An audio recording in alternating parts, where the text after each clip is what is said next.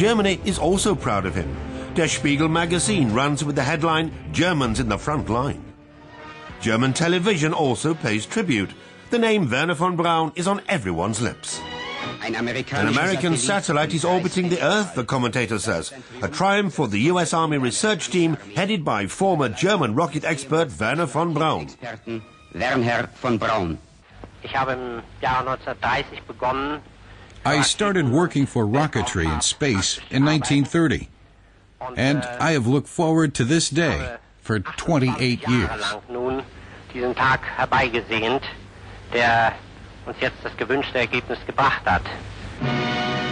Increasingly, the media focus extends to the missile man's private life. A happy von Braun, rocket fetishist as loving husband and perfect dad.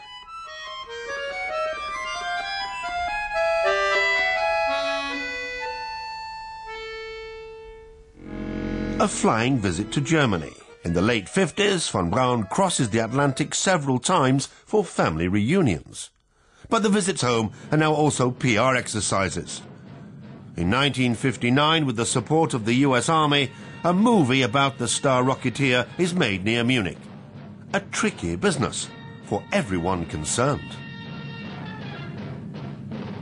Here was the man who had created those bombs. He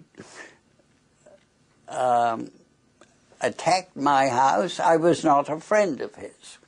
I had to, right from the start, I had to resist becoming a close friend of his because he was charming. He could charm the pants off anyone, I think. And he was a very clever man. You knew that right away. I had tremendous arguments with him. Because he maintained that he was only a scientist, that he was not a Nazi, and I said, that's nonsense. Of course you're a Nazi. You belong to the Nazi party, and why do you say you're not a Nazi? We had these kind of discussions. Premiere in Munich, glitz and glamour. The movie shows no trace of the discord between director and subject. Thompson doesn't present von Braun as a Nazi, more as a non-political opportunist.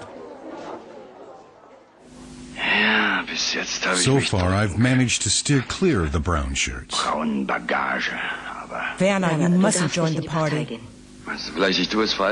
You think I want to? It's the price I have to pay if I want to continue my work. Kurt Jürgens as Wernher von Braun, impressive but one-dimensional. Director J. Lee Thompson had his work cut out with the real von Braun and the actor playing him. I cast Kurt Jürgens because we needed a German actor. Kurt would always turn on the charm, as indeed von Braun was a charmer. And so the film became, in a way, not what I wanted, a fair balance. An dem Tag, an dem die V-Raketen auf London fallen, ist der Krieg gewonnen. Reichsführer Himmler wird Ihnen selbst sagen, was Sie für Deutschland geleistet haben. Heil Hitler. Heil Hitler. Von Braun is pleased with the film, and so is the US Army that sponsored it. Critics are less impressed. There's talk of whitewashing. In far off Huntsville, the movie does not cause much of a stir. The Army Rocket Center receives a high-ranking visitor. In 1959, President Eisenhower pays his first visit to von Braun's realm of rockets.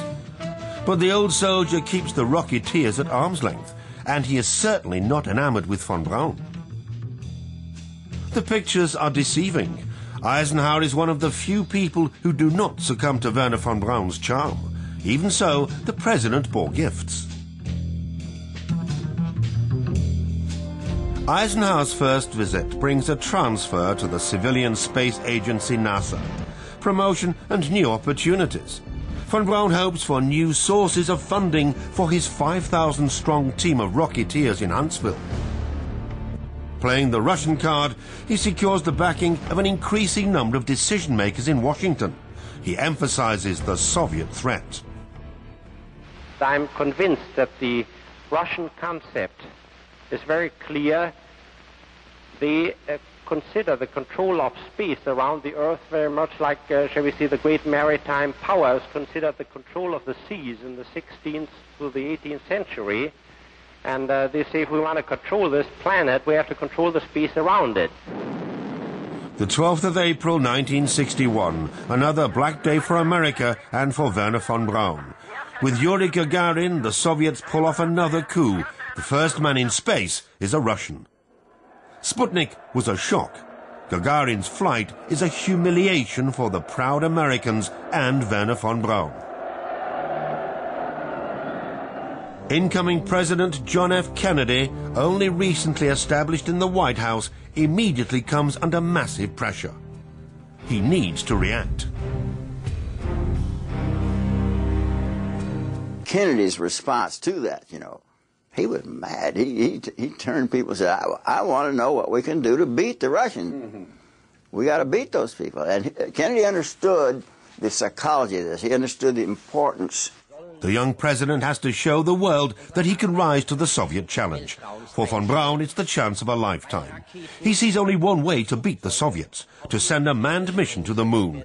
And he pushes the idea wherever and whenever he can.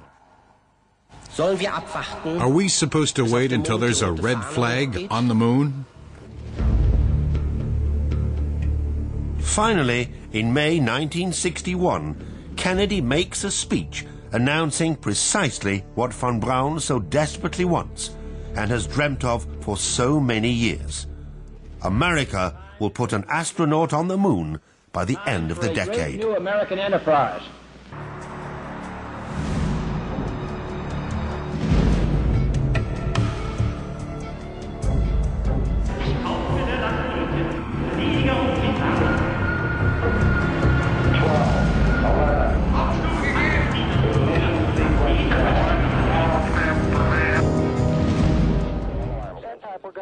Okay.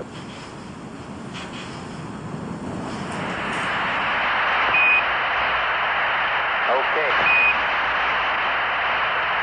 Eagle looking great. Roger, 1202, we copy you.